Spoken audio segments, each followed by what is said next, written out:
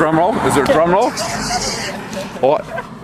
I grazed sheep all through the early 90s. I strongly disagree with grazing sheep. I think they're a con. I love eating them, but they're a con. My attitude is they steal the sort of, the flavour you're tasting on those apples isn't too bad. Okay, that's magic. It comes from organism activity in the soil. It comes from trace elements and, in a small way, major elements. The major elements are dead easy. It's all about trace elements and activity in the soil. Sheep are fantastic for the biology that they drop out their backsides. That's great, but they tend to do that all in the headlands at night. About 70% at night in the headlands. And the organic matter that they take off the property through their bodies, I want on my place to stay here. So I can let it lignify, let the carbon content build right up, and then I just mow it off. And from my experience with all my neighbours who are seriously into grazing sheep, they all use more herbicide than I do. You don't save anything. Yes, you make a little bit of money from sheep, but it's not a, I think the loss that you potentially take over maybe a 10-year period to your soil, micro elements, I think outweighs it. Plus the organic matter. Maybe it's them. They've got to do some work because you're doing all the work. So they've got to ask some questions. Okay, sorry. No. Birds. Yeah, birds are a big issue. I've got a river to the south and a river immediately to the north. So yes, they are. So I've learnt over the last 10 years that the minimum amount of netting, side netting, that I have to do, and I have to do it and get really aggressive. I've got my nets actually clipped right on Verizon. So you only do side netting, you don't do over? No, just the side net. No, what I do is from the shelter belts and around the house, I net whole rows for say 3, 4, 5 rows. So these short rows here are 100% netted. And then the long rows, that's the first long one there. Another 3, 4 rows. And then in this block, there's 69 rows. The next 71, probably 69 actually.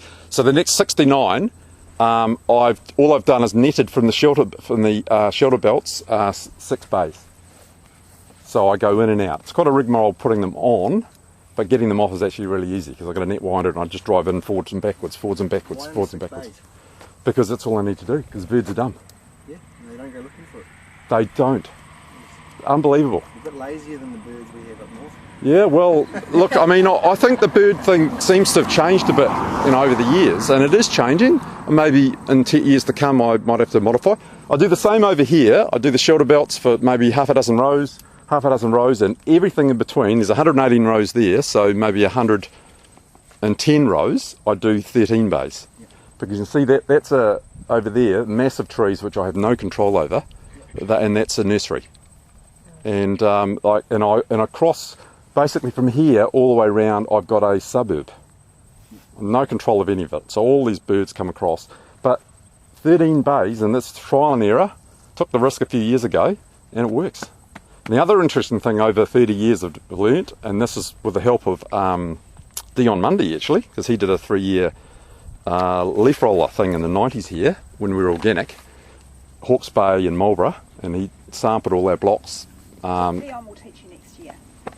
Semester 1. Yep, and we found out that the insects, all the insect issues you have, they'll fly down the road with the warmth, and they don't fly down the river. And the birds do not fly down the road, and they fly down the rivers.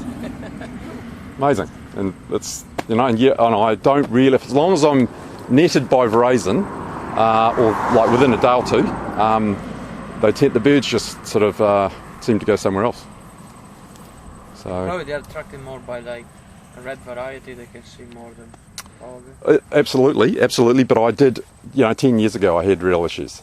Maybe it was. And then you're like you said before, your leaf cover is really big, so they may not even see them. Yeah, well, yep. I mean, but there's something in action anyway, but it's working. Cool. So yeah. What's sort of average cost of it? As in for netting, No. for everything. Oh, We had about $9,000 for Sauvignon per hectare quoted at us. It's like a Is that a per As an year average. basis? yeah, actually that would probably be pretty accurate actually. Yeah, per year. Pretty accurate. I mean, I do have, you know, fairly high netting costs. You know, a lot of my I'm very lucky that the cost of labour is very good to get it here. I mean, everyone loves working on this place. It's so easy to get here, and it's pretty mild and it's well sheltered and what have you. But you can look at working on these pruning this canopy, and I did have 3 years where I used the Klima, and I went away from it because it's. Explain a little bit about what the Klima is. Okay, the Klima is, and I'm all set up with Klima. A Klima is again another either a harvester mounted or a tractor mounted unit which picks up. So you must disconnect all the wires from the posts, apart from your fruiting wires, all your lifting wires. No, sorry, it's all the wires. Yeah. All the wires, of course it is.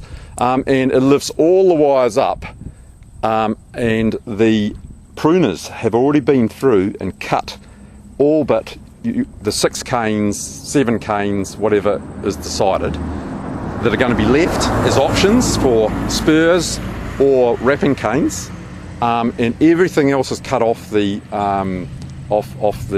head. And this machine lifts it up completely, it's the most ungainly thing, and then mulches it all off the wires.